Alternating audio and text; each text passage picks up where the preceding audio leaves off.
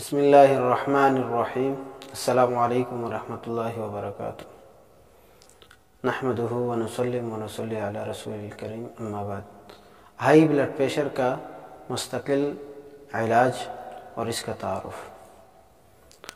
یہ blood pressure کس کو کہتے ہیں، اس کے نقصانات کیا ہیں اور اس کے علاج کن طریقوں سے ہوتا ہے، کس کا فائدہ ہے کس کا نقصان ہے، اس ویڈیو میں انشاءاللہ ہم آپ کو یہ تفصیلی طور پر بتا رہے ہیں۔ تو ہم جو اس میں علاج بتا رہے تو یہ خون کو قدرتی طور پر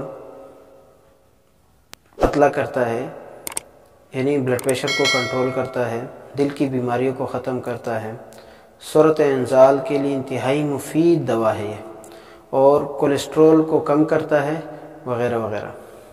لیکن اس سے پہلے ہائی بلڈ پریشر کو ہم اچھی طرح جان لیں کہ یہ ہوتا کیا ہے۔ ہائی بلڈ پریشر جسم کے رگوں میں دوڑتا ہوا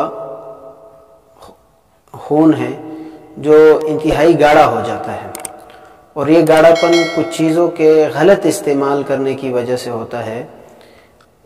تو یہ شریانوں اور وریدوں جن رگوں میں ہمارا خون بہتا ہے، ان کے اندر کی نالیاں جو ہے سے تنگ ہو جاتی ہیں۔ تو ان چیزوں کے بارے میں انشاءاللہ ہم تفصیلی ویڈیو آگے بنائیں گے، اس میں بیان نہیں کر سکتے، یہ ویڈیو کافی لمبی ہو جائے گی، جس کی وجہ سے خون جو ہے، خون کی رفتار ان چیزوں کے کھانے کی وجہ سے بڑھ جاتی ہے، گاڑھا ہو جاتا ہے خون، پھر اس کی رفتار بڑھ جاتی ہے۔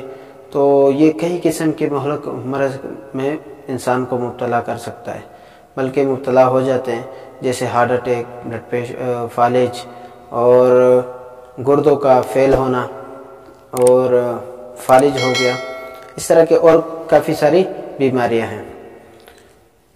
اچھا، جو مریض پھر حضرات اس کے لیے میڈیسن والی دوائیں استعمال کرتے ہیں، تو وہ تو ایک گولی ہوتی ہے، صبح کے وقت ہم لے لیتے ہیں، آسان طریقہ ہوتا ہے، لیکن میرے بھائیو اس کے آگے نقصانات بہت زیادہ ہوتے ہیں۔ تو لیکن یہ 5 منٹ اپنے لیے نکالیں، لیکن لوگ کہتے ہیں مول صاحب 5 منٹ وہ نکالنا بہت مشکل ہے، کوئی آسان سا طریقہ بتاؤ۔ تو بھائی آسان طریقے تو پھر تو انسان کو نقصان اور بیماریوں کی طرف اور لے جاتا ہے۔ یہ گولیاں جو ہے، جو مسلسل جو بیمار استعمال کرتے ہیں، تو اکثر جو ہے گردوں کو نقصان پہنچ جاتا ہے، مردوں میں قوت باقی اعتبار سے کمزوری آ جاتی ہے، اس طرح اور بھی نقصانات ہوتے ہیں اس کے۔